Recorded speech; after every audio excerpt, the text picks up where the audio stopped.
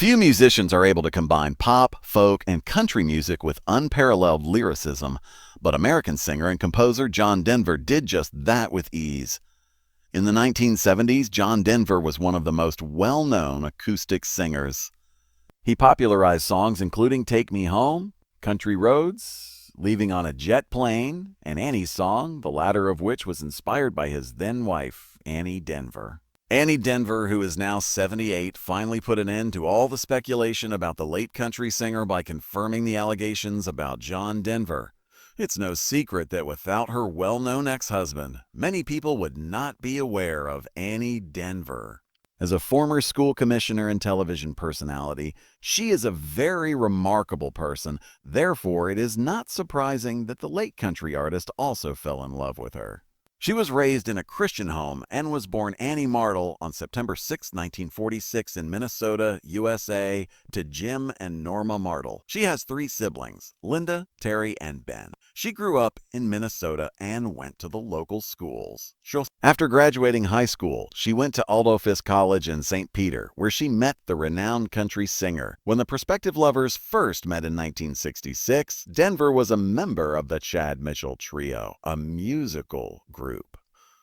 Denver fell in love with Martel, who was a sophomore at the time, and they eventually reconnected a few months later. More information regarding their initial encounter was disclosed by Martel in a 2022 Mobituaries with Mel Rocca podcast episode.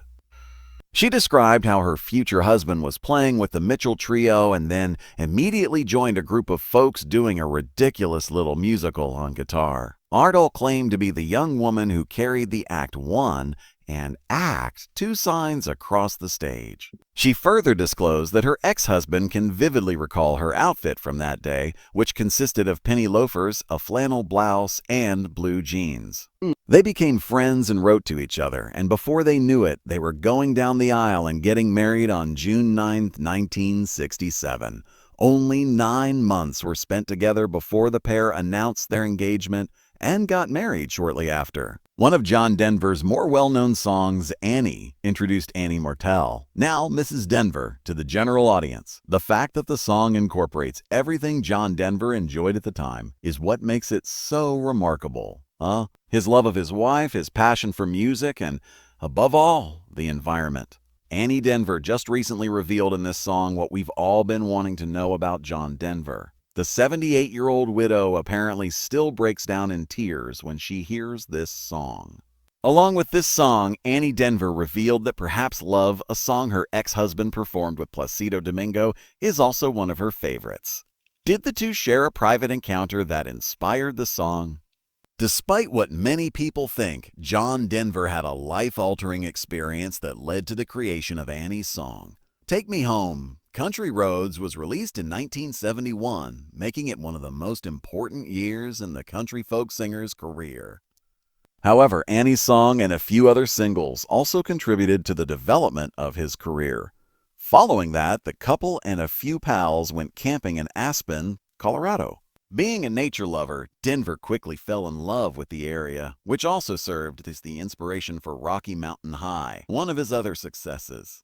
After a while, Denver and his spouse relocated to the area where they established a house and brought up their family. But one lovely day in 1973, John Denver was so moved by their surroundings that he hurried home. Annie Denver claims that her husband wrote it following one of their several arguments, wherein they reconcile by putting aside their disagreements. John Denver left to go skiing in a good mood. And the melody simply came to him while he was sitting in the Ajax chair on Aspen Mountain.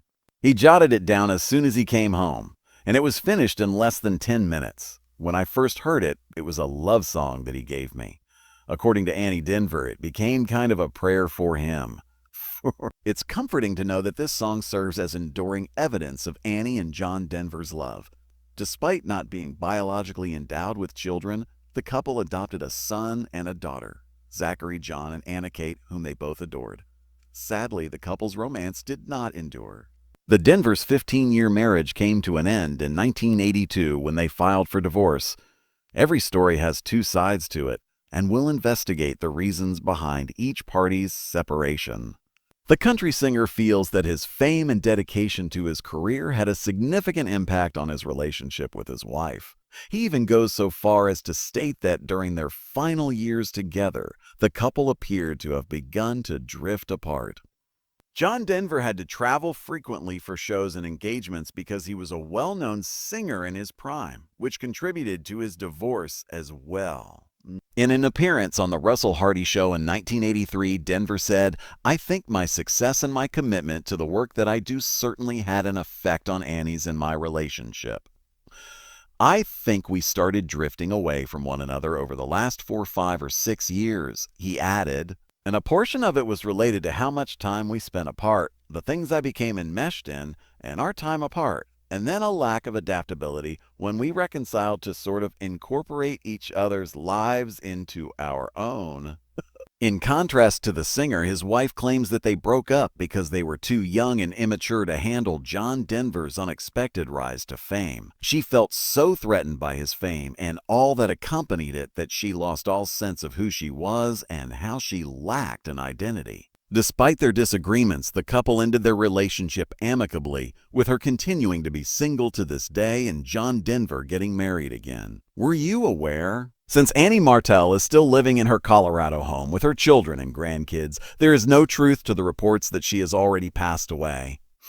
Even though their relationship was brief, it's rare to witness two people split ways amicably. Despite the breakup, Annie Martell remained friendly with her ex-husband. Given the scandals and issues surrounding her ex-husband, particularly his death, which we'll discuss later, this is rather unexpected. We've already discussed Annie Martell Denver, so it seems sense to discuss her ex-husband John Denver as well. He became known as the renowned country music hero John Denver after being born Henry John Duchendorf Jr. in Roswell, New Mexico on December 31, 1943.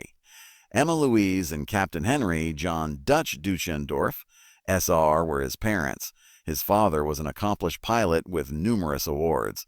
As a child, Denver remembered his father as a strict man who did not show his children any affection.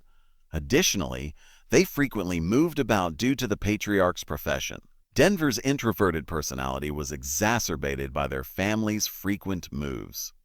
For starters, he consistently struggled to fit in and make friends in their new surroundings. His father's deployment to Tucson, Arizona, where the family resided from 1951 to 1959, was the first time they spent the most time in one place. His grandmother gave him an acoustic guitar when he was 11 years old, and he picked it up on his own. He kept playing, and by the time he was a college student, he was regarded as good enough to perform in clubs and gigs throughout town.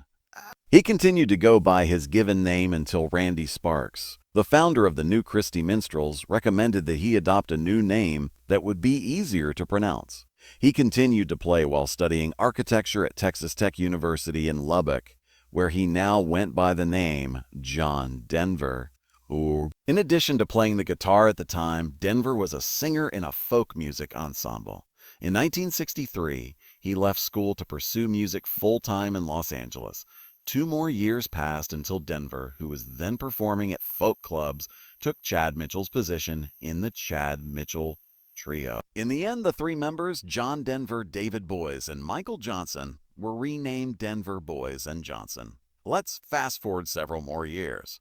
Denver decided to go solo after leaving the band. Rhymes and Reasons, his debut album, was published under the RC Daily Records, 1969. Previously, he recorded some of his songs on his own, including Babe, I Hate to Go, which attracted the attention of producer Milt Oken. After that, it was revised to become what we now refer to as Leaving on a Jet Plane. In addition to the folk trio Peter, Paul, and Mary, who helped make the song popular and even reach the top of the Billboard Hot 100, Oken was now Denver's producer. Additionally, Denver's version rose to the top of the U.S. chart of Cashbox in December 1969. Many people are unaware that John Denver handled the majority of his own promotion, including going on a Midwest tour, hosting free shows, and even volunteering to perform at local venues. Knowing that he was the composer behind departing on a jet plane, he also visited radio stations that made fun of him. He was even permitted to perform a few songs while on television. The country artist had a strong fan following that supported him well into his latter years because of all of these factors. Poems, Prayers, and Promises, John Denver's 1971 follow-up album, was a commercial triumph in contrast to his debut album. The album, particularly Take Me Home, Country Roads, shot to the top of the charts. The success of this record can partly be attributed to the work of his new manager, Jerry Weintraub, who helped spread the word about his music through a radio airplay campaign. Good. We have already discussed how Denver helped him build a reputation with the locals. Rocky Mountain High, Sunshine on My Shoulders, Thank God I'm a Country Boy, and Annie's Song are just a handful of the great songs that helped John Denver achieve new heights and solidify his fame in the early 1970s. Additionally, Weintraub made sure he had time on the local television by participating in as many guest shows as possible before eventually taking over as host. More than 60 million people watched his seasonal spectacular Rocky Mountain Christmas, and was acclaimed as the highest-rated program on the ABC network at the time. The singer was in such high demand that he eventually had his own BBC series called The John Denver Show. It goes without saying that the artist also received numerous Grammy Awards and American Music Awards, among other notable honors. John Denver focused on doing more environmental conservation and humanitarian work when his fame declined in the late 1970s. He performed for the Aspen Camp School for the Deaf and even contributed to the $1.07 million capital campaign for the Aspen Valley Hospital as part of fundraising efforts. Additionally, he owns the 450-acre Windstar Land Conservancy in Aspen, Colorado, which serves as both a wildlife sanctuary and an environmental education center, in addition to being his home. Denver married Annie Martell, as we well know, and they got divorced after 15 years. The fact that there was a somewhat extreme incident during the separation of their assets is what we neglected to convey at the time. Denver then admitted that he was so furious that he attempted to use a chainsaw to chop their marriage bed in half in order to precipitate their breakup. But according to insiders, he merely did it to exact revenge on Martell for raising several of their Aspen family trees. A few more years passed before Denver and the Australian actress Cassandra Delaney became husband and wife in 1985. They courted for a few years before getting married in 1988 after he met her in Sydney. In May of the following year, Delaney moved into a house in Aspen, Denver, and gave birth to a daughter called Jessie Bell. However, just like his marriage to Annie Martell, Denver and Delaney did not last long together. The actress even dubbed her ex-husband a vengeful tyrant when they called it quits in 1991. Although no one can be certain, many people think that Denver's difficulties in later life were sparked by his divorce from his second wife. After being charged with drunk driving for the first time in 1992, he entered a guilty plea the following year after crashing his Porsche into a tree, putting him on probation. Sadly, he failed to comply with the Federal Aviation Administration's FAA instruction to abstain from alcohol if he wished to continue flying aircraft after being found guilty of drunk driving. Denver was medically prohibited from flying an airplane the next year.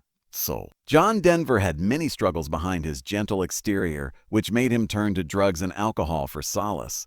Despite his public image, he was insecure and experienced depressive episodes. He also freely acknowledged using marijuana and LSD while writing Rocky Mountain High, and he frequently came under fire for his duplicity and terrible drinking habits.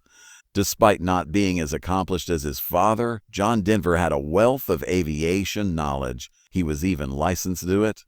John Denver loved flying so much that he even participated in a VH1 commercial competition. How, therefore, did a man like him wind up dead? Was his plane sabotaged in some way? To find out, continue listening. It's critical to comprehend the history and characteristics of airplanes before delving into this. An airplane is designed to be sturdy and safe, just like anything else. But unlike cars, you can't really pull over when you catch fire, can you? It would take the plane more than a few minutes to stop, and by then, a little gray smoke from the engine might quickly turn into a fire. In order to find a place where they may safely land their aircraft, an aircraft includes a fuel shutoff valve in the cockpit that allows the fire to evaporate and prevents it from spreading. John Denver was flying a light home-built aircraft called a Rutan Long A's. He died on October 12, 1997, when it crashed into Monterey Bay close to the Pacific Grove in California. His age was 53. The cause of the disaster was the subject of numerous conspiracies and speculations. Putting the fuel selection valve behind the pilot's left shoulder is one of the most common mistakes because the pilot would have to release all controls in order to shut off the valve. It was not ergonomically sound. In addition to this, there is his fuel. There were some gauges that showed if he was running short on fuel, but it was difficult to discern if he had very little remaining because they weren't linear and didn't have any markings. In conclusion, the country singer died after falling into the water due to his aircraft's genuinely subpar construction. However, the country singer neglected to inspect and enforce other safety measures, and the plane's interface was the only factor contributing to the crash as a whole. Despite his tragic demise, John Denver is still honored and most remembered today for his contributions to music and humanitarian causes that inspired and transformed lives. His song, "Country Roads Take Me Home," made its Billboard chart debut this year alone after appearing in a Super Bowl advertisement.